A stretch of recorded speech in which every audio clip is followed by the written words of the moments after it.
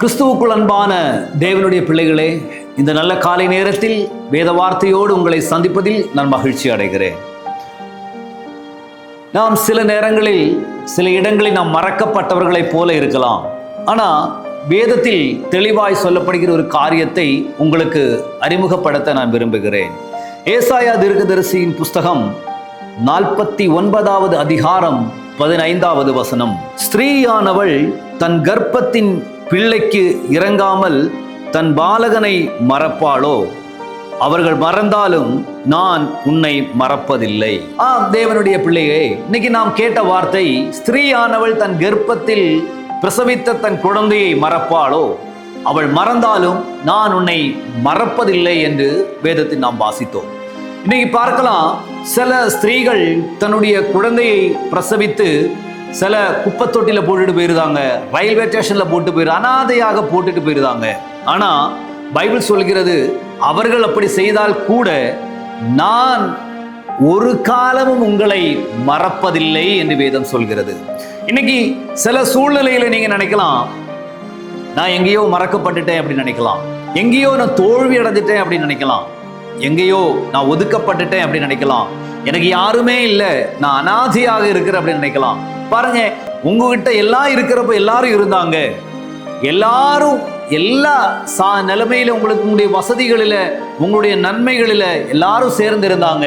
ஆனா நீங்க இழந்து போய் நிக்கிற நேரத்துல, நீங்க தவித்து கொண்டு இருக்கிற நேரத்துல உங்க கூடத்துல யாருமே இருக்கிறது இல்லை. அப்படி நிறைய பேரை நான் பார்த்துருக்கிறேன், நிறைய பேரை எனக்கு தெரியும், எனக்கு நிறைய பேரை எனக்கு நன்றாய் தெரியும். அப்படி அழுது கொண்டு இருக்கிறவங்க, புலம்பிக் கொண்டு இருக்கிறவங்களை நிறைய பேரை தெரியும். ஆனா வேதத்துல நம்ம பார்த்தோம்னா, எங்கெல்லாம் மனிதன் தனிமையாக இருக்கிறானோ அங்கெல்லாம், மனிதன் தனிமையா இருக்கிற இடத்துல எல்லாம், அவதிப்பட்டு இருக்கிற இடத்துல எல்லாம் தேவனுடைய மகிமை இறங்கிதான் நான் வேதத்துல பார்த்திருக்கிறேன்.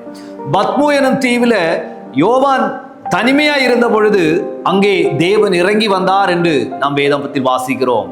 ஏலியா தனிமையில் இருந்து அந்த சூரச்செடியில் இருந்து நான் நீ மரித்தா போதும் நினைக்கிற இடத்துல தேவனுடைய சப்தத்தை அவன் கேட்டான் என்று நாம் விரும்புகிறோம். இனிய வாழ்க்கை இவ்வளவுதான் முடிஞ்சு போச்சு சொல்லி சாராபாத்தில் அந்த விதவை என் வாழ்க்கை முடிஞ்சிருச்சு என்று நினைச்சுக்கிட்டு இருக்கிற இடத்துலதான் ஏலியா அந்த வீட்டிற்கு சென்று அந்த வீட்டின் நிலைமையை மாற்றினதை நாம் பார்க்க முடியும். வேதத்தில் நாம் எங்கெல்லாம் தனிமைப்பட்டு மனிதர்கள் இருந்தார்களோ அங்கெல்லாம் தேவன் அவர்களை எடுத்து பயன்படுத்தினதை நாம் பார்க்க முடியும். தாவீது தனிமையாக காட்டில் இருந்தவனை, அந்த தனிமையில் இருந்தவனைத்தான் அந்த உலகத்தின் அரசனாக மாற்ற முடிந்தது. தேவனுடைய பிள்ளைகளே, இன்னைக்கு நீ எங்கேயாவது தனிமையில தவித்து கொண்டு இருக்கிறையா? எங்கேயாவது இன்னைக்கு நீ அவதிப்பட்டுக்கிட்டு இருக்கிறையா? எங்கேயாவது நீ கஷ்டத்துக்குள்ள நீ இருந்து எனக்கு யாருமே இல்லைன்னு சொல்லி நீ புலம்பிக்கிட்டு இருக்கிறையா? இன்னைக்கு உனக்காக இந்த வார்த்தை உன் இடத்துல கடந்து வருது. தேவன் உன்னை பார்த்து இன்னைக்கு சொல்ல விரும்புகிற காரியம், நீ தனிமையிலும் உன்னோடு சேர்ந்து இருக்கிறவர், உனக்கு உதவி பண்ணுகிறவர் ஒருவர் உன்னோடு இருக்கிறார் என்று வேதம் சொல்கிறது. தேவனுடைய பிள்ளையே, இன்னைக்கு நாம் சொல்லணும், உலகத்துல நண்பர்கள் உதறிட்டு போகலாம், உலகக்கார் எல்லாம் என்னை உதறிட்டு போகலாம், யாரெல்லாமோ என்னை கைவிடலாம், ஆனா என்னை கைவிடாத ஒருவர் இருக்கிறார், அவர் என்னை மறப்பதில்லை. தாய் தன் பிள்ளையை மறந்தாலும் என்னை மறக்காத ஒருவர் இருக்கிறார் என்று வேதத்தில் சொல்லியிருப்போமானால் அந்த வார்த்தை நிறைவேறும் எனக்காக என்று நீங்க எத்தனை பேர் நம்புறீங்க?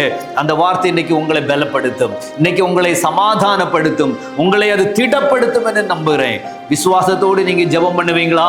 மனிதர்கள் கைவிடும் பொழுதும் என்னை கைவிடாத நல்ல ஒரு கர்த்தர் உங்களோடு இருக்கிறார் என்று நான் உங்களுக்காக நான் ஜெபிக்க விரும்புகிறேன். ஆண்டவர் இன்னைக்கு உங்களை ஆசீர்வதிப்பாராக, உங்களோடு கூட வசிப்பாராக. என்னோடு சேர்ந்து நீங்களும் ஜெபிப்பீங்களா? நான் உங்களுக்காக ஜெபிக்கிறேன். எங்க நல்ல ஆண்டவரே, இந்த பிள்ளைகளுக்காக நான் ஜெபிக்கிறேன். ஆண்டவரே, இந்த பிள்ளைகள் தனிமையில் அவதிப்பட்டு கொண்டு இருக்கிறாங்க. ஆண்டவரே, யாருமே இல்லைன்னு சொல்லி புலம்பிக்கிட்டு இருக்கிறாங்க.